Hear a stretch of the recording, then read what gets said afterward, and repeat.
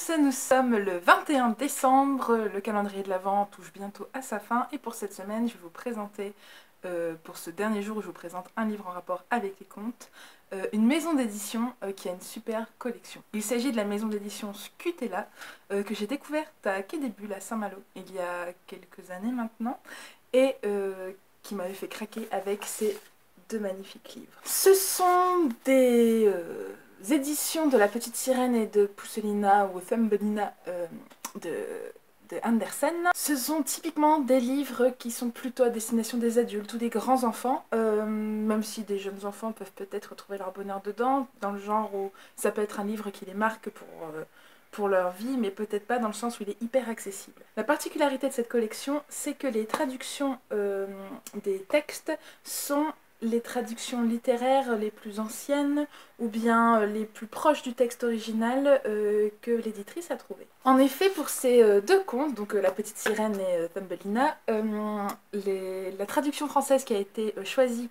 pour le livre est la traduction de David Soldi qui date de 1876. C'est dire à quel point l'accent est mis d'abord sur la littérature avant d'être mis sur l'adaptation des enfants. Ces livres sont également traduits en anglais, du coup vous avez les deux textes en français et en anglais qui se côtoient dans le livre, ce qui permet d'en faire des ouvrages à destination des lecteurs de plusieurs langues différentes. Ces deux livres sont également illustrés, mais par des illustrateurs contemporains, cette fois-ci, pour quand même donner une petite touche moderne à l'ensemble, et j'ai trouvé que le rendu final était vraiment particulièrement bien réussi. Dans Pousseliina, ça a gardé un petit peu, enfin moi je l'appelle Pousseliina parce que j'ai vu le film de Don Bluth que j'adore.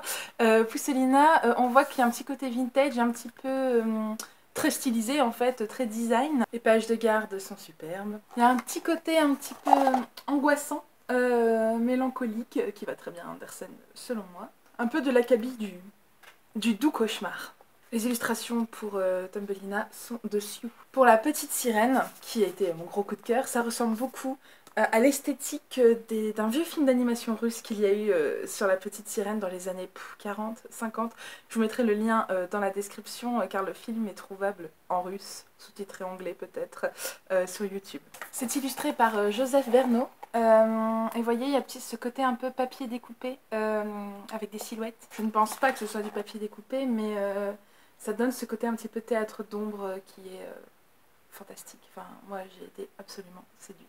Voilà, pour moi ce sont deux livres. Alors dans la collection vous avez d'autres titres, mais moi, enfin, étant une groupie d'Andersen, j'ai pris ces deux-là. Ils sont à 20 € pièce, donc c'est un petit peu cher, mais ce sont des très beaux ouvrages avec un dos toilé qui se conserve très longtemps et qui ferait de très beaux trésors dans une bibliothèque. Et voilà, c'est tout pour aujourd'hui. Pour cette semaine, c'est terminé de vous parler de livres de contes. Demain, je vous retrouve avec mon dernier top 5 de l'année. C'est mon top 5 des romans young adultes que j'ai préférés cette année. Et vous allez voir, il y a vraiment des petites pépites. Ça a été très difficile de choisir les 5, mais je sais tous les 5 adorés. C'est donc tout pour aujourd'hui. Je vous retrouve demain pour ce top 5 et en attendant de vous revoir, je vous souhaite comme d'habitude d'excellentes lectures.